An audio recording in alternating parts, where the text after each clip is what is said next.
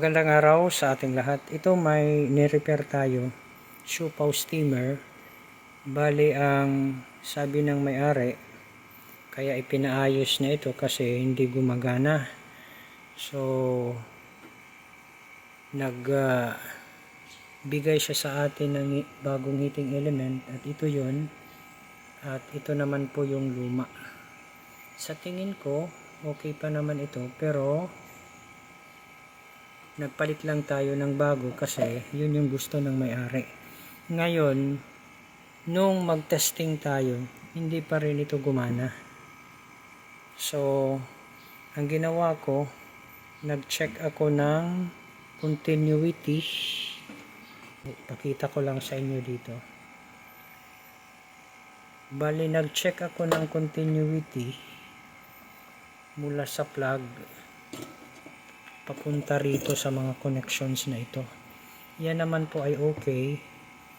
Check din natin yung relay. Okay din yung relay. Nag-check tayo ng continuity ng thermostat kung yan ay okay pa. Okay pa naman. Itong switch dito, bali ito yun. Okay. Yan po ay okay. Ito, thermostat, okay.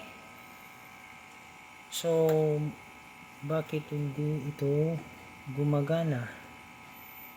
Ang ginawa ko, share ko na sa inyo, yung naging problema. Baka kasi ma-encounter nyo yung kaparehas na problema. Actually, ang may problema ay itong float switch.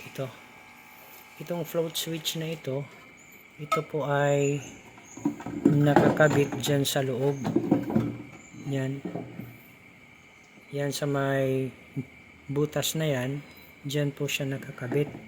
So, bali ang function ng float switch na ito, kung meron tubig, itong part na ito ay aangat. At kung nakaangat na yan, saka nagkakaroon ng contact.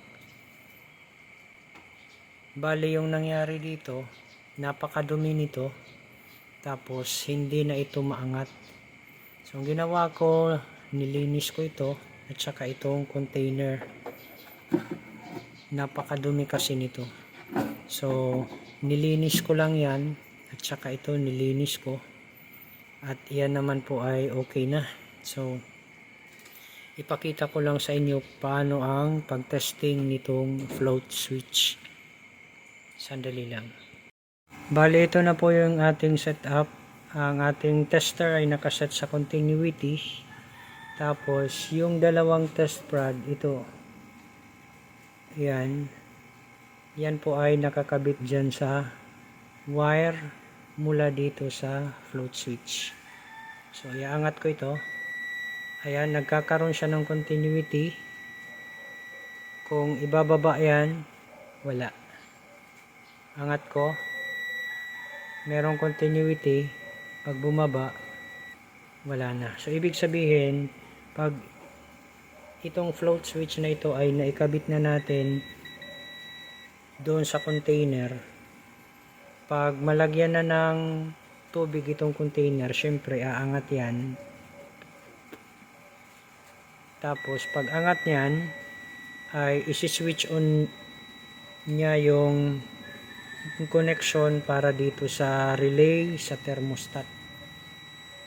Tapos pag pihitin natin ang thermostat, yan, gagana na siya.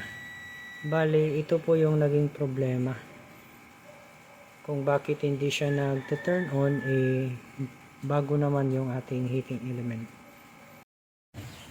Ito na nga, testing na po natin. Bali, tingnan natin yung float switch. Ayan po. Bali, okay na siya. Nag-switch on na yan. Sunod natin na gagawin ay i-turn on natin ito. On. Yan, naka-turn on na. Tapos, pihitin natin itong thermostat. Dapat iilaw ito. Ayan, umilaw na. Tapos, tingnan natin kung kukulo na dito.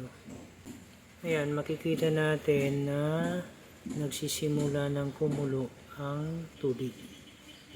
At gaya nung dati na ating mga ginawa na siopaw steamer, ang temperature sensor mula sa thermostat, yan po ay itinatapat talaga natin dyan sa may kumukulong tubig.